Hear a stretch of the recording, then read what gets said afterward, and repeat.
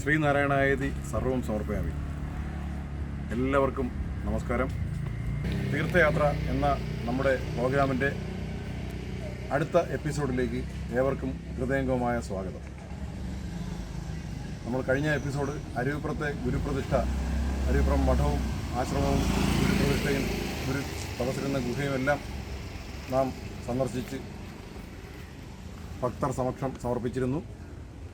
ഇന്ന് നാം ഷൂട്ട് ചെയ്യാൻ പോകുന്നത് ഈ ശിവഗിരി മഹാസമാധിയിൽ നിന്നും പോകുന്നത് കായിക്കര കപാലീശ്വരം ശിവക്ഷേത്രം, ഗുരുദേവൻ പ്രതിഷ്ഠിച്ച ക്ഷേത്രമാണ്, ശിവപ്രതിഷ്ഠ നടത്തിയ ക്ഷേത്രമാണ്. അവിടെ ഒരു മിറക്കിൾ പോലെ ഗുരു സ്ഥാനം കണ്ട ഒരു കിണർ, കാലിൻ്റെ പെരുവിരൽ കൊണ്ട് 2 അടി വ്യാസമുള്ള ഒരു വട്ടം വരച്ചു. അവിടെ ആ കിണർ കുഴിച്ചപ്പോൾ അത്ഭുതമാണ് സംഭവിച്ചത്. കടലിൽ നിന്ന് 10 മീറ്ററോളം മാത്രം വ്യത്യാസമുള്ള ക്ഷേത്രം, മറു സൈഡ് കായലാണ്. അവിടെ കിണർ കുത്തിയാൽ ഉപ്പുരസമില്ലാതെ ഒരു വെള്ളം കിട്ടുന്ന കാര്യം പ്രയാസമായിരിക്കെ അത്ഭുതകരമായ വണ്ണം ഗുരു കാണിച്ചു കൊടുത്ത സ്ഥലത്ത് നിർമ്മിച്ച കിണറിൽ നിന്നും ഒരു തുള്ളി പോലും ഉപ്പുരസമില്ലാതെ കണ്ണീര് പോലെ പവിത്രമായ കുടിവെള്ളം ആ നാടിന് തന്നെ അനുഗ്രഹമായി മാറി. അത് പറ്റാത്ത ഉറവ് പോലെ ഒരു തൊട്ടി വെള്ളം കോരുകയാണെങ്കിൽ അപ്പോൾ തന്നെ അത് ഊറി ആ നിലവിലെ വാട്ടർ ലെവൽ മെയിൻറ്റെയിൻ ചെയ്യുന്ന രീതിയിൽ ഒരിക്കലും പറ്റാത്ത കിണർ നാട്ടുകാർക്കും തീർത്ഥജലമായി ഗുരുദേവൻ അനുഗ്രഹിച്ച് നൽകി. ക്ഷേത്രത്തിൻ്റെ പ്രതിഷ്ഠ തന്നെ നമുക്ക് ഏവർക്കും അറിയാം. അരുവിപ്പുറത്ത് കൊളുത്തിയ ഒരു നവോത്ഥാന ദീപശിഖ, അത് കേരളത്തിലെമ്പാടും ഗുരുദേവൻ അതിൻ്റെ പ്രഭ പകർന്നു നൽകി. അങ്ങനെ നടത്തിയ പ്രതിഷ്ഠകൾ പ്രധാനപ്പെട്ട ഒന്ന് തന്നെയാണ് ഗുരുവിൻ്റെ ഏറ്റവും പ്രധാനപ്പെട്ട ശിഷ്യൻ കുമാരനാശാൻ്റെ ജന്മഗൃഹത്തിന് തൊട്ടടുത്ത് സ്ഥിതി ചെയ്യുന്ന ഈ കായിക്കരയിലെ കപാലീശ്വരം ശിവക്ഷേത്രം. അന്ന് വിഷ്ണുവും ശിവനും പോലുള്ള ദൈവങ്ങളെയൊക്കെ പൂജിക്കുന്നതിന് വരേണ്യവർഗം എന്ന് പറയുന്ന ഒരു സ്വയം കൽപ്പിതമായ വർഗത്തിന് മാത്രമേ അവകാശമുള്ളൂ എന്ന് അധികാരത്തിൻ്റെയും ഹുങ്കിൻ്റെയും ധനത്തിൻ്റെയും ബലത്തിൽ ഒരു വിഭാഗം സ്ഥാപിച്ചിരുന്നതിനെ ഗുരു ഒറ്റയടിക്ക് ഡിനേ ചെയ്താണ് അരുവിപ്പുറത്ത് ശിവപ്രതിഷ്ഠ നടത്തിയതും തുടർന്ന് അങ്ങോട്ടുള്ള പ്രതിഷ്ഠകൾ നടത്തിയതും. അപ്പോൾ ഒരു ക്ഷേത്രത്തിൽ ഗുരു പ്രതിഷ്ഠ നടത്തിയപ്പോൾ ആൾക്കാർ ചോദിച്ചു, ഇത് സമയം മുഹൂർത്തമൊക്കെ നോക്കിയിട്ടുണ്ടോ, തന്ത്രി വിളിച്ചിട്ടുണ്ടോ എന്നൊക്കെ, സമയം എടുത്തിട്ടുണ്ടോ എന്നൊക്കെ ഗുരുദേവൻ ചോദിച്ചു. അപ്പോൾ പറഞ്ഞ് ഇവിടെ പ്രതിഷ്ഠ കഴിയട്ടെ, കുഞ്ഞ് ജനിച്ചിട്ട് തന്നെ ജാതകം എഴുതിക്കോളൂ, ജനിക്കുന്നതിന് മുമ്പ് ജാതകം എഴുതണ്ട, എൻ്റെ സമയമൊക്കെ ജനിച്ചിട്ട് നോക്കാം, പൂജ കഴിഞ്ഞു, പ്രതിഷ്ഠ കഴിഞ്ഞു, ഇനി സമയം നോക്കിക്കോളൂ നിങ്ങൾക്ക് ആവശ്യമാണെങ്കിൽ എന്ന് പരിഹസിക്കുകയാണ് ഗുരുദേവൻ ചെയ്തത്. അതായത് ഈ തന്ത്രവും മന്ത്രവും എന്നുള്ള സംവിധാനങ്ങളൊക്കെ ഗുരുദേവൻ പറയാതെ പരിഹസിച്ചു പോയി മാറ്റാൻ വേണ്ടി. അതുപോലെ തന്നെയാണ് ഇവിടെയും. ഇവിടെ ഗുരുദേവൻ പ്രതിഷ്ഠ ചെയ്യാൻ വന്നിട്ട് ദേഹശുദ്ധി വരുത്തട്ടെ എന്ന് പറഞ്ഞ് കടലിലേക്ക് യാത്രയായി.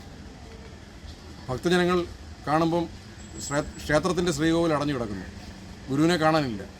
ഒരുപാട് സമയം കഴിഞ്ഞ് അവിടെ പ്രതിഷ്ഠ കഴിഞ്ഞ് ഗുരു ഡോറ് തുറന്ന് ഇറങ്ങി വന്നതിന് ശേഷമാണ് ഭക്തജനങ്ങൾ കണ്ടത് ഗുരു പ്രതിഷ്ഠ നടത്തി കഴിഞ്ഞിരിക്കുന്നു. അപ്പോൾ അതാണ് ഗുരു ഈ പ്രതിഷ്ഠകളിൽ വരുന്ന അനാചാരങ്ങൾ മുഴുവൻ ഡിനേ ചെയ്യുന്ന ഒരു സംവിധാനം ഗുരുദേവൻ അന്നേ ചെയ്തിരുന്നു. ആ ക്ഷേത്രത്തിൻ്റെ അതിൻ്റെ പിന്തുടർച്ച അവകാശികൾ ഒരു പടി കൂടി ആ ദീപശിഖ ഏറ്റുവാങ്ങി മുന്നോട്ട് പോയി. അവിടെ ബ്രാഹ്മണ പൂജാരിമാരൊന്നും വേണ്ട, മനുഷ്യന് മനുഷ്യത്വം മാത്രമേ ഉള്ളൂ, മനുഷ്യൻ എന്ന ഒറ്റ ജാതി മാത്രമേ ഉള്ളൂ എന്ന ഗുരുദേവൻ്റെ വാക്യം ഇടനെഞ്ചിൽ ഏറ്റുവാങ്ങി അവിടെ ബ്രാഹ്മണൻ വേണ്ട, തന്ത്രി വേണ്ട എന്നൊക്കെ ഉള്ള സംവിധാനങ്ങളിൽ എത്തിച്ചേർന്നു. ആ പൂജാകർമ്മങ്ങൾ സിമ്പിളായിട്ട് ഗുരു നിർദ്ദേശിച്ച പൂജാകർമ്മങ്ങൾ മാത്രം നടക്കുന്ന ഒരു ക്ഷേത്രം. അവിടെ വരദാനം പോലെ ആ കിണർ, ഒരിക്കലും പറ്റാത്ത ദിവ്യതീർത്ഥമുള്ള കിണർ, ഗുരുദേവൻ പ്രദാനം ചെയ്ത ദിവ്യതീർത്ഥമുള്ള കിണർ, ആ ക്ഷേത്രത്തിൻ്റെ വിശേഷങ്ങളിലേക്ക് മഹാസമാധിയിൽ നിന്നും യാത്ര തിരിക്കുന്നു. നമുക്ക് ഒരുമിച്ച് യാത്ര ചെയ്യാം, നമുക്ക് ആ ക്ഷേത്രത്തിലേക്ക് പോവാം. എല്ലാവർക്കും ഒരിക്കൽ കൂടി ഗുരുദേവൻ്റെ അളവില്ലാത്ത അനുഗ്രഹങ്ങൾ ആശംസിക്കുന്നു.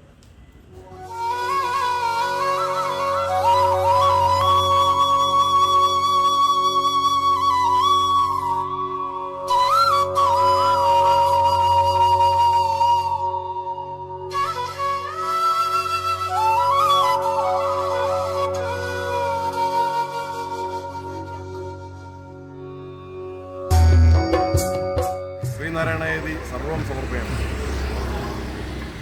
എല്ലാവർക്കും ഹൃദയംഗമായ നമസ്കാരം.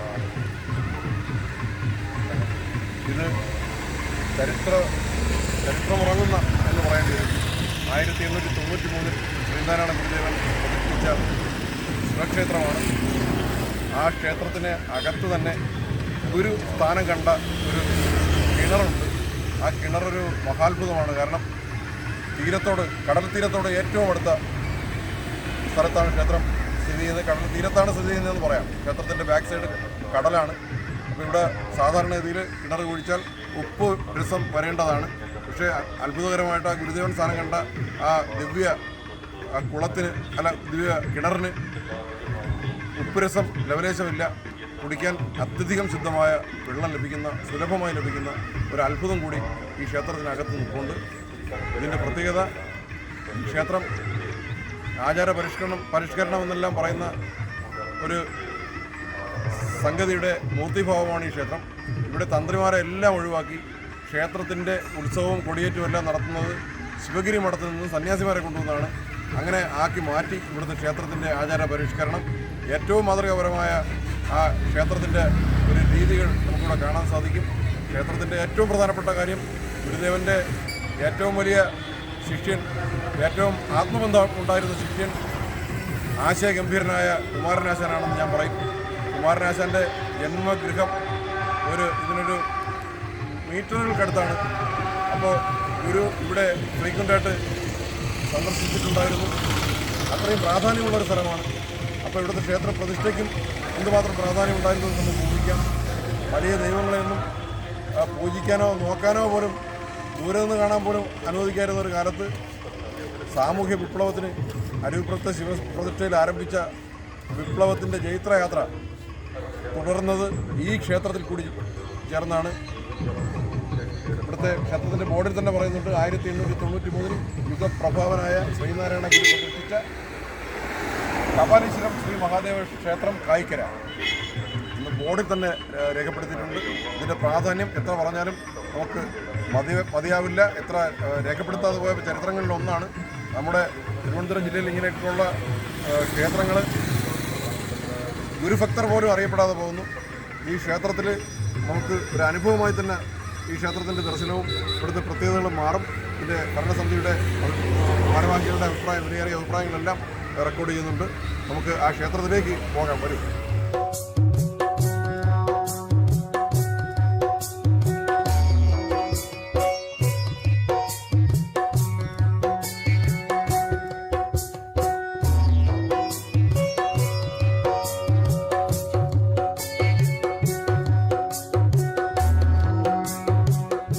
ഗുരു പ്രതിഷ്ഠിച്ച ക്ഷേത്രത്തിൻ്റെ മതിൽക്കെട്ടിനകത്ത് തന്നെ ഏറ്റവും എൻട്രി ചെയ്യുന്ന സ്ഥലത്ത് തന്നെ ഗുരുവിൻ്റെ പ്രതിഷ്ഠ, ഈ ക്ഷേത്രത്തിൻ്റെ പ്രതിഷ്ഠയ്ക്ക് അഭിമുഖമായി തന്നെ ഓപ്പോസിറ്റ് നേരെ ഗുരുദേവൻ്റെ ദൃഷ്ടി ഈ ക്ഷേത്ര പ്രതിഷ്ഠയിലേക്ക് നൽകത്തക്ക രീതിയിൽ നേരെ ഓപ്പോസിറ്റ് ഗുരുമന്ദിരം.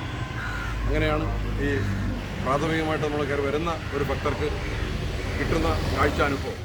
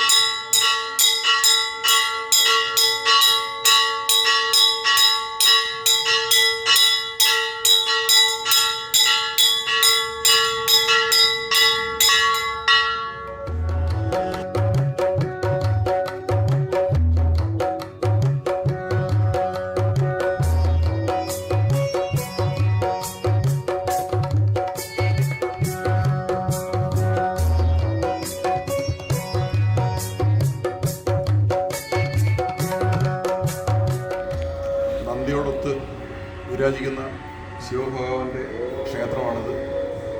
അതിനോടൊപ്പം ഗുരുവിൻ്റെ സമ്മാനമായി നാട്ടിന് കിട്ടിയ ശുദ്ധജലം പ്രദാനം ചെയ്യുന്ന കിണറാണ് കാണുന്നത്. ശ്രീ വിഘ്നേശ്വരൻ ഗണപതി ഭഗവാൻ അത്യധികം ഐശ്വര്യത്തോടെ വിഘ്നങ്ങളെല്ലാം അകറ്റി ഈ നാടിനെ കാത്തിരുന്ന ഗണപതി ഭഗവാന്റെ ഒരു ക്ഷേത്രം കൂടി ഈ പ്രദേശത്തിനകത്തുണ്ട്.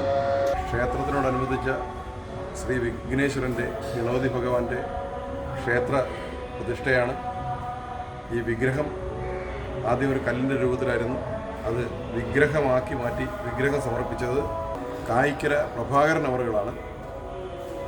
അദ്ദേഹത്തിൻ്റെ ആ അനുഭവങ്ങളെല്ലാം ഇന്ന് അദ്ദേഹം പ്രായമേറച്ചെന്ന് നിൽക്കുകയാണ്. അദ്ദേഹത്തിൻ്റെ അനുഭവങ്ങൾ അദ്ദേഹത്തിൻ്റെ നേരിൽ കണ്ട് നമുക്ക് കേൾക്കാം.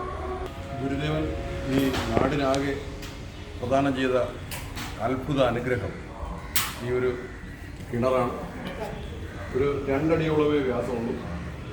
ഇതിന് അകത്തേക്ക് നോക്കിയാൽ നമുക്കറിയാം, നല്ല തെളിഞ്ഞ ശുദ്ധജലം. തൊട്ടടുത്ത് കടലാണ്. ഒരു ദിവസം ലെവലേശമില്ല. ഒരു തൊട്ടി വെള്ളം കോരിയാൽ അത്ര തന്നെ അപ്പോൾ തന്നെ ഊരി വരുന്ന സുലഭമായി വെള്ളം ലഭിക്കുന്ന രീതിയിൽ ഗുരുദേവൻ തന്ന അത്ഭുത സമ്മാനം ഈ നാട്ടിൽ. എൻ്റെ പേര് ഷൈജു ഉണ്ണി. കപാലീശ്വരം ക്ഷേത്ര മേൽശാന്തിയാണ്.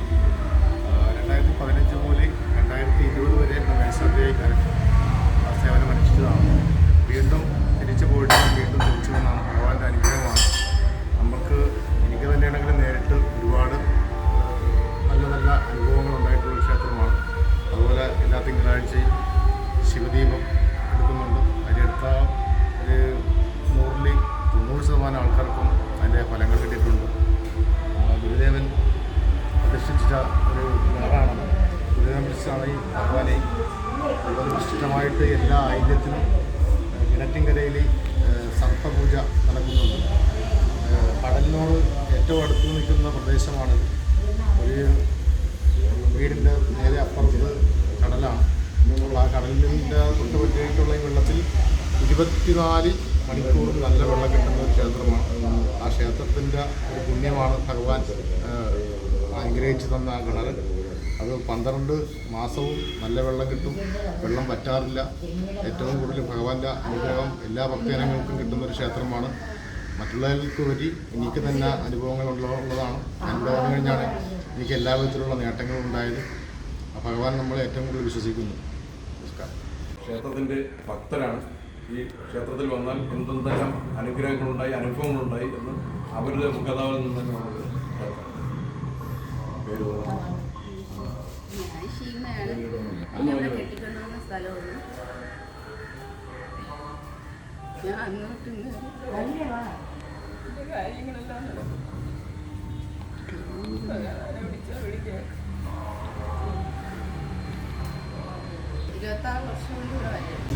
എൻ്റെ പേര് വിദ്യ. ഞാൻ അമ്പലത്തിൻ്റെ തൊട്ട് ഫ്രണ്ടിൽ തന്നെയാണ് താമസം, വീട് എല്ലാം. ഞാൻ കുഞ്ഞിലെ മുതലേ വരുന്ന ക്ഷേത്രമാണ്.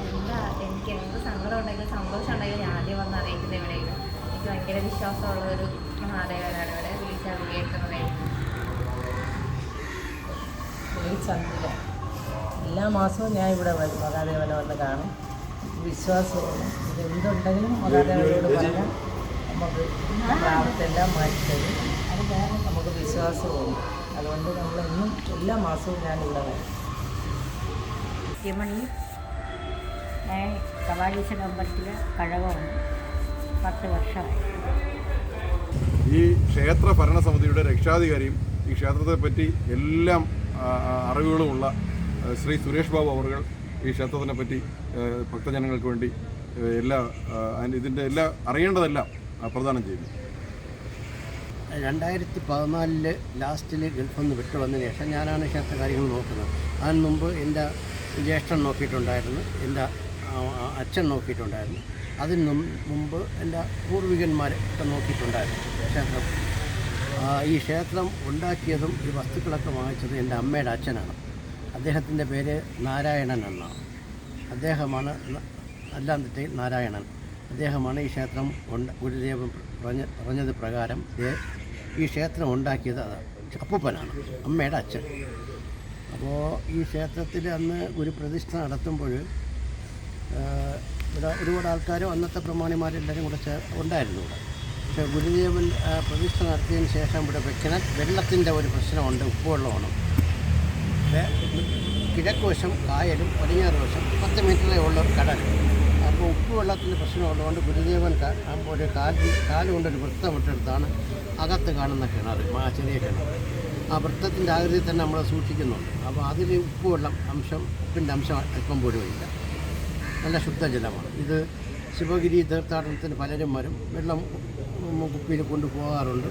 അവർ വളരെ കാര്യമായിട്ട് അത് ശുദ്ധജലം പോലെയാണ് അവർ കൊണ്ടുപോകുന്നത്, ഒരു പുണ്യജലം പോലെ. അപ്പോൾ പിന്നെ അതിനുശേഷം കുറച്ച് കാലം ബ്രാഹ്മണരായിരുന്നു ഇവിടുത്തെ തന്ത്രിയും പൂജാരിമാരെല്ലാം. ഞാൻ വന്നതിന് ശേഷം അതൊക്കെ മാറ്റി ഗുരുദേവൻ പ്രകാരം നമ്മളിൽപ്പെട്ട പൂജാരിമാരും തന്ത്രിയും എല്ലാം ഞങ്ങളുടെ ആൾക്കാരെ തന്നെയാണ് വെച്ചത്.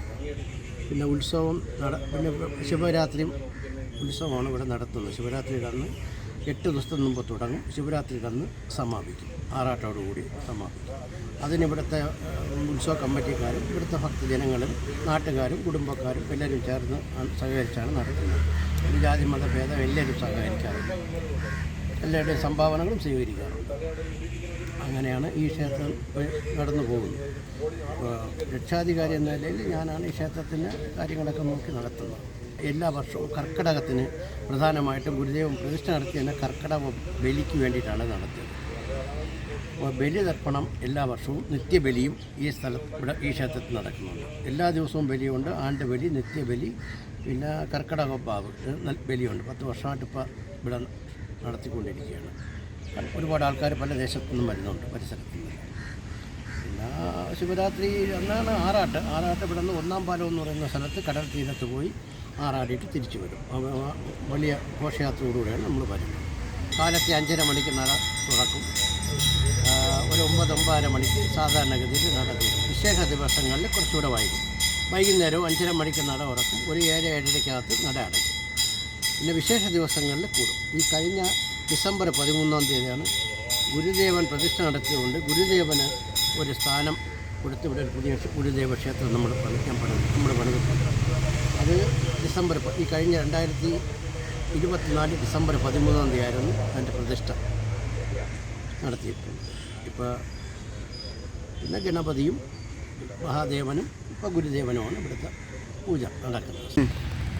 ഗുരുദേവന് നമ്മുടെ സ്ഥാനം കാണുമ്പോൾ നമുക്ക് നിർബന്ധം ഉണ്ടായിരുന്ന ഗുരുദേവനും മഹാദേവന് തുല്യ സ്ഥാനമാണ് കൊടുത്തത്. അതുകൊണ്ടിട്ടാണ് കിഴക്കോട്ട് ദർശനം കൊടുത്ത് ഗുരുദേവന് നമ്മൾ പ്രതിഷ്ഠ നടത്തിയത്. ശിവഗിരിയിലെ സ്വാമിമാർ വന്നാണ് പ്രതിഷ്ഠ നടത്തിയത്. എല്ലാ വർഷവും ഈ കഴിഞ്ഞ ഉത്സവത്തിനും ശിവഗിരിയിലെ സ്വാമി വന്നാണ് കൊടി കയറ്റിയതും ശിവഗിരി സ്വാമിയുടെ നേതൃത്വത്തിനാണ് കൊടി ഇറക്കം നടത്തുന്നത്. ഇപ്പോൾ മറ്റ് തന്ത്രിമാരാരും ഇല്ല.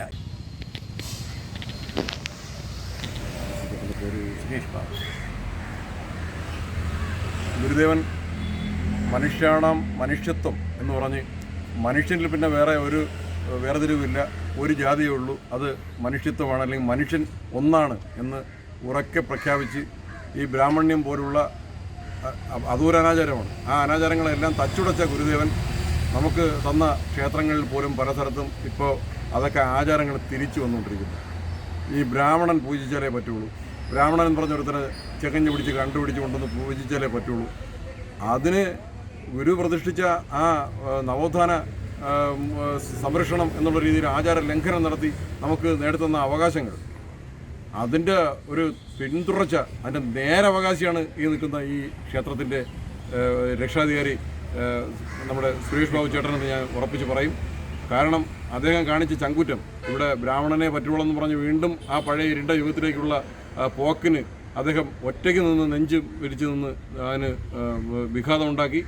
ആ തന്ത്രിയും അതിൻ്റെ കുതന്ത്രവും ഒന്നുമില്ലാതെ നല്ല ശിവഗിരിയിലെ സന്യാസിമാരെ കൊണ്ടുവന്ന് ഈ മറ്റ് അന്ധവിശ്വാസങ്ങൾക്കും അനാചാരങ്ങൾക്കും എതിരെയുള്ള കർമ്മങ്ങളെല്ലാം തന്ത്രി എന്ന് പറഞ്ഞ സംവിധാനമേ ഒഴിവാക്കി ഈ ക്ഷേത്രത്തെയും ഈ നാടിനെയും മാനവരാശിയെയും രക്ഷിച്ച അദ്ദേഹത്തിന് എൻ്റെ ഹൃദയംഗമായ അഭിനന്ദനങ്ങളെ ഞാൻ രേഖപ്പെടുത്തുന്നു.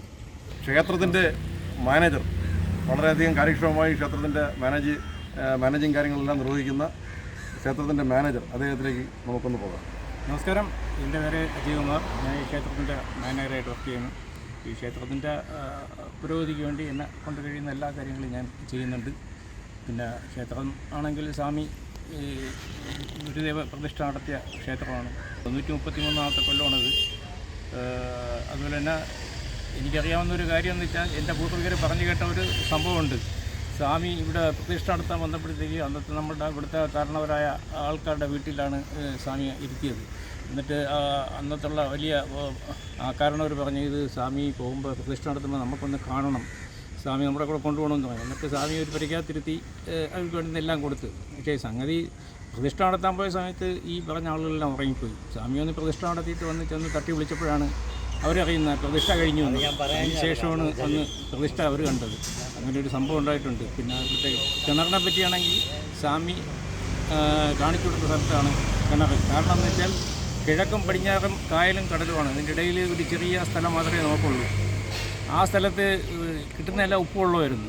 അപ്പോൾ സ്വാമിയോട് പറഞ്ഞു ഇവിടെ കുടിക്കാൻ വെള്ളം കിട്ടുന്നില്ല എന്ന് പറയാം. അപ്പോൾ കുഴപ്പമില്ല, നമുക്ക് അതിന് പരിഹാരം ഉണ്ടാക്കാൻ. അങ്ങനെ സ്വാമി കാണിച്ചു കൊടുത്ത സ്ഥലത്താണ് ഈ കിണർ ഇരിക്കുന്നത്. വളരെ ശുദ്ധമായ വെള്ളമാണ്. നമ്മളാരും ആ വെള്ളം കോരാറില്ല, പോറ്റിയാണ് അതെല്ലാവർക്കും കോരി കൊടുക്കുന്നത്. ഒരുപാട് സ്ഥലത്ത് നിന്ന് വെച്ചാൽ കോട്ടയം, ചങ്ങനാശ്ശേരി, അങ്ങ് ഒരുപാട് ദൂരം നിന്നൊക്കെ ആളുകൾ ഈ കിണറ്റിനെ അറിഞ്ഞു വന്ന് ഇവിടെ നിന്ന് വെള്ളം കൊണ്ടുപോയി പവിത്രമായിട്ട് അവർ അതിൽ കൈകാര്യം ചെയ്യുന്നുണ്ട്. ശ്രീനാരായണ ഗുരുദേവൻ ഉത്പാദനങ്ങൾക്ക് ഉണ്ടായിരുന്ന ഏറ്റവും പ്രധാനപ്പെട്ട ഒരു പ്രത്യേകത എന്തെന്നാൽ അദ്ദേഹത്തിനെ ഏത് ആംഗിളിൽ നമ്മൾ നോക്കുന്നോ അതായിത്തീരും. ആധ്യാത്മിക ആചാര്യനെ നോക്കിയാൽ ലോകത്തെ ഏറ്റവും വലിയ ആധ്യാത്മിക ആചാര്യനായിരിക്കും. അതുപോലെ ഒരു സാമൂഹ്യ പരിഷ്കർത്താവെന്ന് പറഞ്ഞുള്ള ആംഗിളിൽ നോക്കിയാൽ അതും ലോകത്തിലെ ഏറ്റവും മികച്ച സാമൂഹ്യ പരിഷ്കർത്താവ് മറ്റാരുമായിരിക്കില്ല.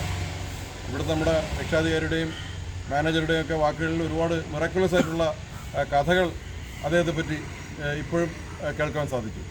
അത്ഭുതം പ്രവർത്തിക്കുന്ന ഒരു യോഗിയായിട്ടോ ഒരു മാന്ത്രികനായിട്ടോ എന്തായിട്ട് നോക്കിയാലും അത് ലോകത്തിലെ ഏറ്റവും മികച്ച ആൾ ഗുരുദേവനായിരിക്കും. ഇപ്പോൾ നമ്മുടെ സാഹിത്യകാരൻ എന്നുള്ള രീതിയിൽ നോക്കിയാൽ നോബൽ സമ്മാനം കിട്ടിയ ശ്രീ രവീന്ദ്രനാഥ ടാഗോറിൻ്റെ ഗീതാഞ്ജലിയുടെ 10 മടങ്ങ് 10 നോബൽ സമ്മാനം കൊടുക്കേണ്ട ഒരു കൃതിയാണ് ഗുരുദേവൻ്റെ 64 കൃതികളുടെ ഏറ്റവും ചെറിയ കൃതിയായിട്ടുള്ള ദൈവവിശേഷം.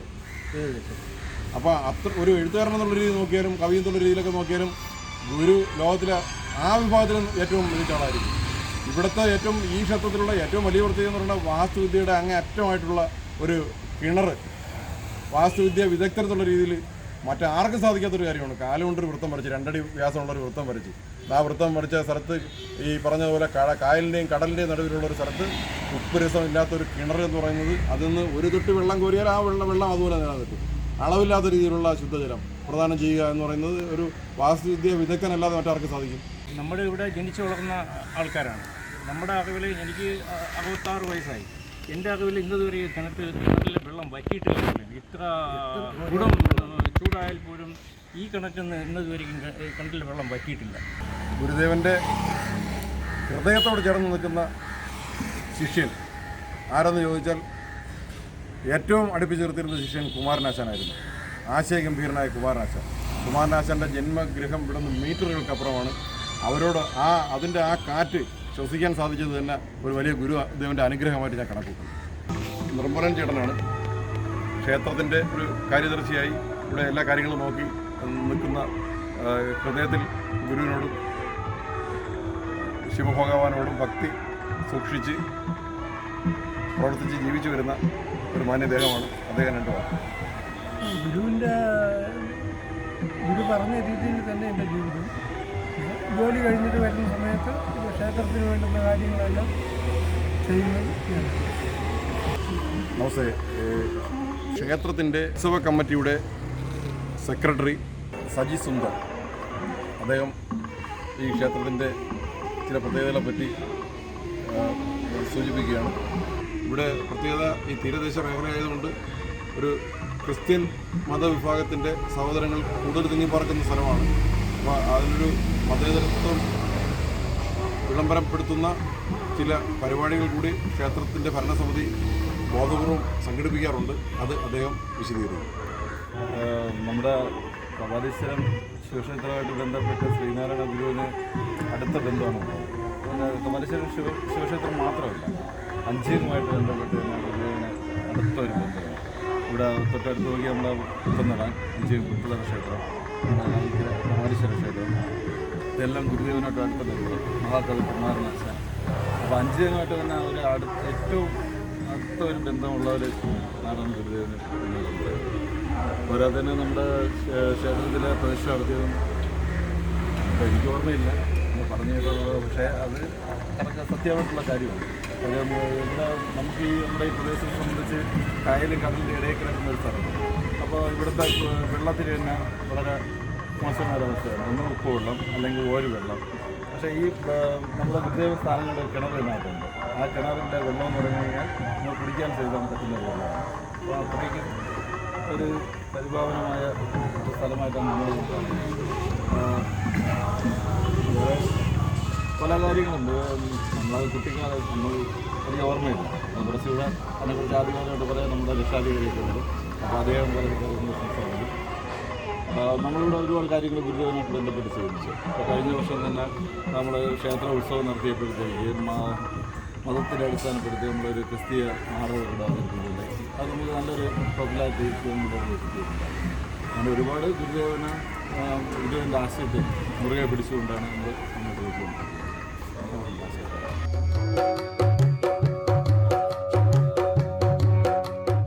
കപാലീശ്വര ക്ഷേത്രത്തിൻ്റെ ആദ്യകാലത്ത് വിളക്ക് കത്തിക്കുന്നത് മുതൽ അവിടെ ഗണപതി പ്രതിഷ്ഠ ഒരു വെറും നേരത്തെ പറഞ്ഞതുപോലെ ഒരു പാറയായിരുന്നു. അത് മാറ്റി ഇന്ന് കാണുന്ന ആ പ്രൗഢഗംഭീരമായ ഐശ്വര്യം പ്രദാനം ചെയ്ത് അനുഗ്രഹം പ്രദാനം ചെയ്ത് വിരാജിക്കുന്ന ആ ഗണപതി പ്രതിഷ്ഠ, ആ ഗണപതി വിഗ്രഹം, അത് ക്ഷേത്രത്തിന് സമർപ്പിച്ച ശ്രീ പ്രഭാകരൻ അവറുകളാണ്.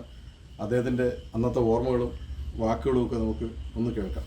ഇതുള്ള കാര്യങ്ങളൊന്നും ക്ഷേത്രത്തെ സംബന്ധിച്ച് ഞാൻ തന്നെയാണ് അതിൻ്റെ മെയിനായിട്ട്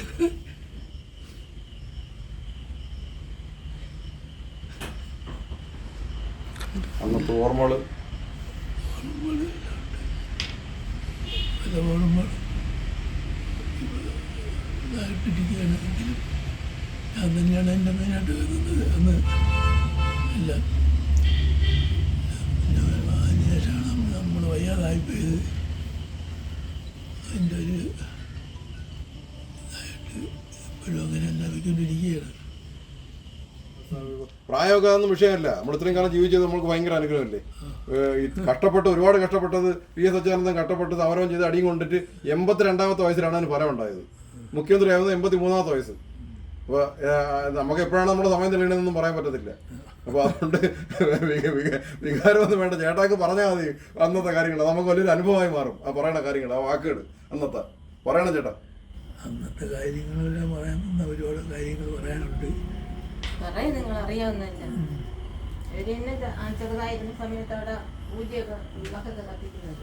പിന്നെ ഒരു പട്ടാളത്തിൽ എല്ലാ കാര്യങ്ങളും ഇവിടെ വിശ്വസ് പറയും. എല്ലാം അറിയാവുന്നവർ നിങ്ങൾക്ക് അറിയാവുന്ന നിങ്ങൾ പറയും. നിങ്ങൾ കൊച്ചിലെയൊക്കെ പൂജ നടത്തിയ കാര്യങ്ങളൊക്കെ ഇവര് കളിച്ച് വളർന്നത് എല്ലാം അവിടെ തന്നെയല്ലേ. അതിനുശേഷമാണ് വയ്യാതായത്. അതായത് ഇപ്പം ഇല്ലേ ക്ഷേത്രത്തിൽ പൂജ നടത്താനൊക്കെ ഒരു എന്നേക്കും അന്നൊക്കെ പൂജ നടത്തുന്നത്. പിന്നെ ഇവരുടെ സഹോദരിയുടെ മക്കൾ ബന്ധുക്കൾ അങ്ങനെയുള്ള പിള്ളേരൊക്കെ ആയിരുന്നു. കവലീശ്വരത്തന്ന് ശിവൻ പ്രതിഷ്ഠിച്ചെന്ന് പറഞ്ഞ് ആരും കണ്ടിട്ടില്ല. എല്ലാവരും കാത്തു നോക്കി നിന്നപ്പോഴത്തേക്ക് അമ്മ അറിയാവുന്നതാണ് എനിക്ക്. ഒരു മനുഷ്യരും കണ്ടില്ല. ഞാൻ കടപ്പുറത്ത് പോയി കാല് കഴുകിയിട്ട് വരട്ടെന്ന് പറഞ്ഞ് ഗുരുദേവൻ പോയിട്ട് തിരിച്ചു വന്നതൊന്നും ആരും കണ്ടില്ല. പ്രതിഷ്ഠിച്ചിട്ട് ഇറങ്ങുമ്പോഴാണ് കണ്ടത്. പറഞ്ഞ് പ്രതിഷ്ഠ കഴിഞ്ഞെന്ന് പറഞ്ഞു. അപ്പോൾ എല്ലാവരും വരവഹികളെല്ലാം അവിടെ നാട്ടുകാരും അത്രയും നിറഞ്ഞു നിൽക്കുകയാണ് ആലിൻ്റെ വീട്ടിൽ. അപ്പോൾ ഗുരുദേവൻ വന്ന് അതിൽ എങ്ങനെ കയറിയെന്നൊന്നും ആരും കണ്ടില്ല. പ്രതിഷ്ഠിച്ചിറങ്ങുമ്പോഴത്തേക്ക് പ്രതിഷ്ഠ സമയമായല്ലോ എന്ന് പറഞ്ഞാൽ അതൊക്കെ കഴിഞ്ഞെന്ന്. പ്രതിഷ്ഠിച്ച് അവിടെ വയ്ക്കുന്ന ഒരു മനുഷ്യരെയും കണ്ടില്ല. ഗുരുദേവൻ മാത്രമേ കണ്ടുള്ളൂ. എല്ലാവരും കാത്തു നിന്നവരെല്ലാം വെറുതെ പോയി. അപ്പോൾ അത് അമ്മ ഇങ്ങനെ പറയുന്ന എനിക്കറിയാമില്ല. പിന്നെ അത് ചെറുതായിരുന്നപ്പോൾ യുവരാജിൻ്റെ പൂ കൊണ്ടുപോയി പോയിച്ച് ശിവനെ പൂജിക്കുന്നതും എല്ലാം തന്നെയായിരുന്നു. അപ്പം അങ്ങനെ അവർ പട്ടാളത്തിലൊക്കെ പോയി കഴിഞ്ഞപ്പോഴത്തേക്കും ഇവർ ഈ കപാലീശ്വരത്തെ ഉത്സവം ആകുമ്പോഴാണ് വരുന്നത്. ഉത്സവമാകുമ്പോൾ എല്ലാ വർഷത്തിനും ഉത്സവത്തിന് വരുവാണ്. അന്ന് ലീവിൽ വന്ന് ഇപ്പോഴാണ് വരുന്നത്. വന്ന് അതിൻ്റെ അവിടുത്തെ കാര്യങ്ങളും എല്ലാം ചെയ്യാനൊക്കെ നിൽക്കും. പിന്നീട് പിന്നെ കല്യാണമൊക്കെ കഴിഞ്ഞ് പട്ടാളത്തിൽ പോയതിന് ശേഷം പിന്നെ വരുന്നത് ഇവിടെയായിരുന്നു, അവിടെയല്ലായിരുന്നു. അമ്മയെന്നും വരുമായിരുന്നു. പിന്നെ അവരെ സഹോദരിയുടെ മക്കളാണ്, അവരെ സഹോദരിയുടെ മക്കളാണ് ഇതൊക്കെ ചെയ്തത്, പ്രതിഷ്ഠയൊക്കെ ചെയ്തത്. പിന്നെ അവിടെ ഒരു കിണറുണ്ട്, വയലിൻ കടലില്ല. ആ കിണറ്റിലെ വെള്ളം മാത്രമേ ഉള്ളൂ അവിടങ്ങളിൽ ശുദ്ധമായ വെള്ളം. എല്ലാവരും നമ്മളെ വീട്ടിൽ നിന്ന് അമ്മയൊക്കെ പോയി അവിടെ നിന്ന് കുടിക്കാൻ വേണ്ടി വരും. അവിടെ നിന്ന് ഒരു കുടം വെള്ളവും കൊണ്ടുവന്ന് അത് കുടിക്കാൻ കൊള്ളാം. മറ്റേ എല്ലാ അഴുക്ക വെള്ളം ഈ അന്നൊക്കെ ഞാൻ ചെല്ലുന്ന സമയത്തെല്ലാം ഇങ്ങനെ കുറുകുറ കലങ്ങിയ വെള്ളമാണ് അവർ മൺകലത്തിൽ പിടിച്ചു വെച്ചിട്ട് തെളിച്ചാണ് എടുക്കുന്നത്. ഇതിൽ വരുന്നത് പൈപ്പിൽ വരുന്ന വെള്ളം. ചേച്ചിയുടെ പേര്? എൻ്റെ പേര് വസ്തുകുമാരി. മക്കളുടെ പേരൂടെ ഒന്ന് പറയാം. മൂത്തത് ത്രിജ, മറ്റത് തൃപ്പല്ലി, ഇളയവളും തൃപ്പല്ലി. പേര്? മകൻ സുനിൽ കുമാർ. എൻ്റെ മോൻ തന്നെ ചേച്ചിയുടെ മോനെ. അത് ഞാൻ ചെന്നപ്പോൾ ഒരു കല്ല് വെച്ചാണ് അവിടെ പൂജിക്കുന്നത്. അപ്പം ഞാൻ പറഞ്ഞ് ഇവരോടെ വന്നപ്പോൾ ഞാൻ പറഞ്ഞ് കൈകരാണ്ട കപാലീശ്വരത്ത് ഒരു കല്ല് വെച്ചാണ് ഗണപതിനെ പൂജിക്കുന്നത്. നിങ്ങൾ വിചാരിച്ചാൽ ഒരു ഗണപതിനെ അവിടെ വയ്ക്കാൻ പറ്റില്ലെന്ന് വെച്ച് വയ്ക്കാമോ? ഞാൻ പറഞ്ഞു ഒന്ന് വെച്ചാൽ കൊള്ളാമെന്ന് പറഞ്ഞു. അങ്ങനെ അവർ അവിടെ ഗണപതിനെ വയ്ക്കാമെന്നും പറഞ്ഞു പോയാണ് അവിടെ ആ ഗണപതി ക്ഷേത്രം ഉണ്ടാക്കിയത്.